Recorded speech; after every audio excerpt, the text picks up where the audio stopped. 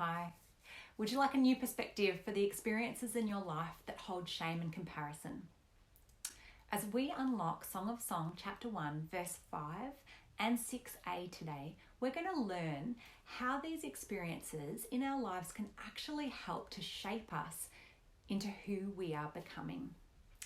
Today we read what initially sounds like a really strange verse, given verses 1 to 4 that we've already unlocked. So here we go. Dark I am, yet lovely, daughters of Jerusalem, dark like the tents of Kedar, like the tent curtains of Solomon. Do not stare at me, because I am dark, because I am darkened by the sun. So to start unlocking this verse, we are going to consider what actually happens to us when we take our eyes off God, who God says we are, and place them on others. In doing so, we actually quickly lose our footing. Comparison of others is a downward spiral of judgment, both of the other person who we may have set on a pedestal of perfection, but also of ourselves, who we know very well is lacking. In the shadow of another, we don't pray like they do. We don't know as much as they do. Our own responses to things may seem more self-focused and less holy than we assume another person's are. And in this place of comparison, we actually might choose a mask of pretense as a cover for what comes down to our sense of our own shame. And this in itself may actually move us away from relationship with God. We might know in our heads that God knows us. We might know in our heads that we can't earn our way into a relationship with Him, no matter how good or how holy or religious we try to become. But what we may not yet understand is that this place of behavior is just a form of spiritual immaturity, and it's part of our song. At these times, we find ourselves simply in chapter 1, no matter what our age or even our maturity is in other areas. Comparison is a chapter 1 issue, and our God is not at all interested in playing the same game and comparing us to others who may be walking out a different chapter. The realization of this carries no guilt for this stage that we're in. Rather, our God, who has eyes to see, also sees us as we're becoming and knows when we ourselves are going to be walking out in chapter 3 and 5 and even 8. So going back to this verse to try and actually understand it and unlock it, we need to be reminded of the Israelites who throughout the Old Testament were considered to be God's chosen, especially selected people. They believed that they were set apart for a unique relationship with God, and anyone who was not an Israelite was thought of as unclean and supposedly disqualified from a relationship with the living God. However, this was never God's plan. There was more that the Israelites were meant to understand about their relationship with God and the role that they were meant to play towards other people. Now this verse describes the tents of Kedar, and these tents were dark in colour, as described in the verse, as a result of the black goat hair that was used to make them. In Psalm 120 verse 5, we actually get a glimpse of the level of disgust that the Israelite people felt about those who lived in these tents. If we put it really simply, the descendants of Abraham's eldest son Ishmael lived in black tents. Anyone who dwelt in the black tents of the Ishmaelites was deeply despised by the Israelite people. So what this woman in this song is saying is that she does not consider herself entitled to a relationship with the king of the Israelite people. She has none of the rights that the daughters of Jerusalem would have, and she feels the shame of this, and she thinks that it's probably obvious to everyone else. According to the cultural status at this time, our character, who represents us, has no entitlement or right to access this relationship with the king. And yet despite this, the king has actually singled her out and given her his heart.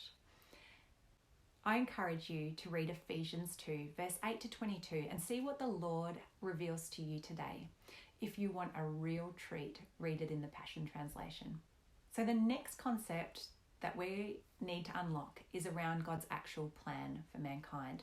Not the Israelites' understanding of this, but the actual intention for all the nations and people. And to do that, we're going to look at the reference in this verse around curtains. The design of the Israelite temple included a beautiful curtain that was positioned to separate holy God from sinful man.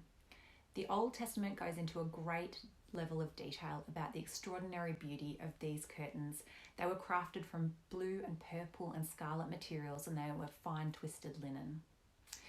When Jesus died on the cross, at the moment of his death, the curtains of the temple in Jerusalem were physically torn from the top to the bottom, and this skin-tingling event signified the end to separation from God and the ability for us to enter freely into God's presence.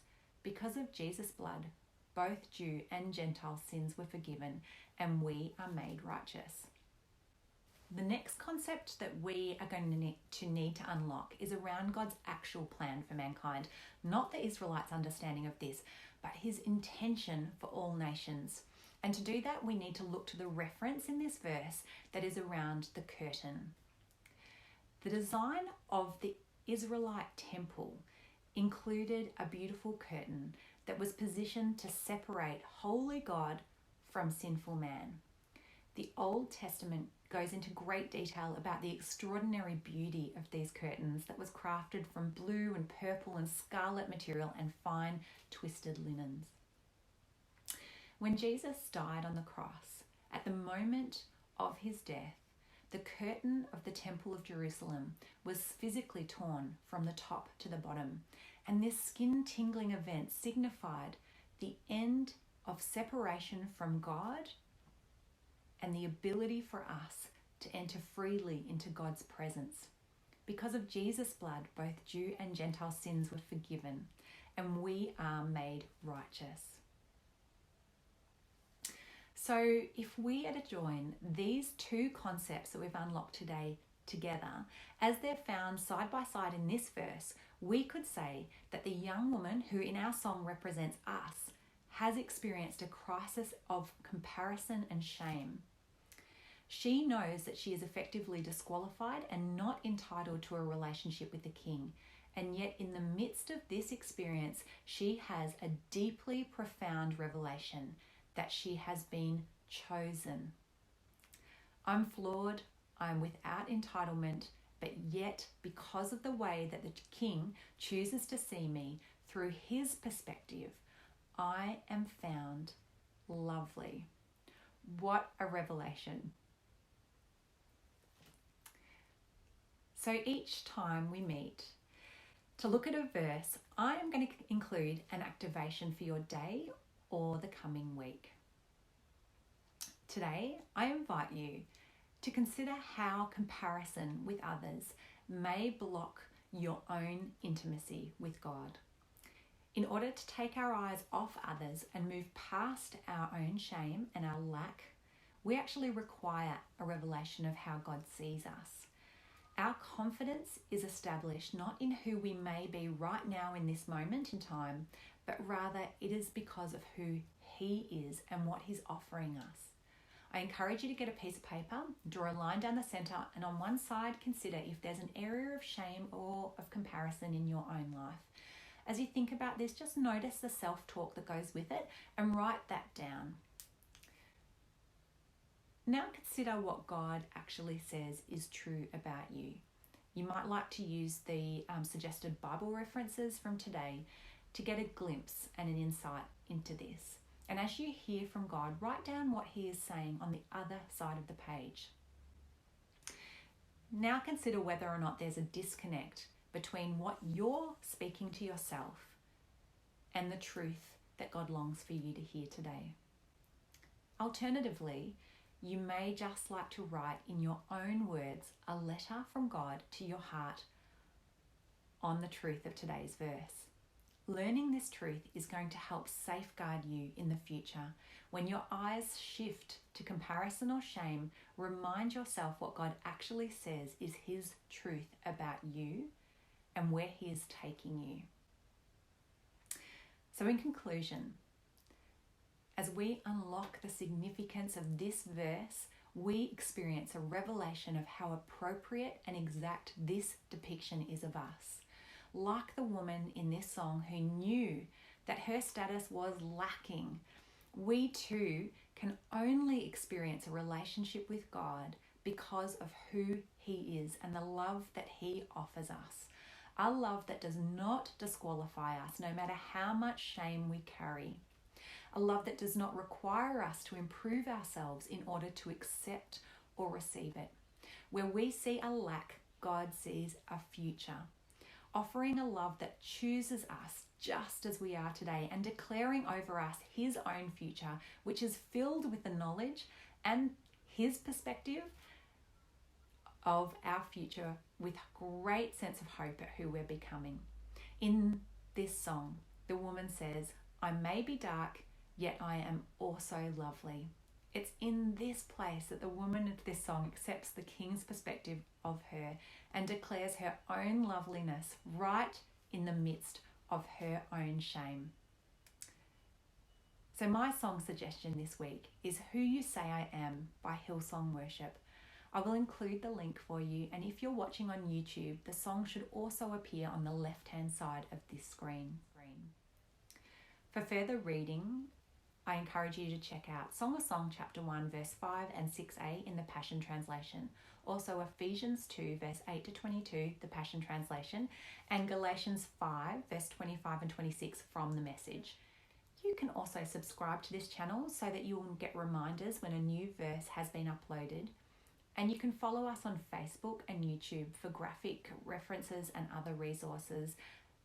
Links are included in the description. See you next time.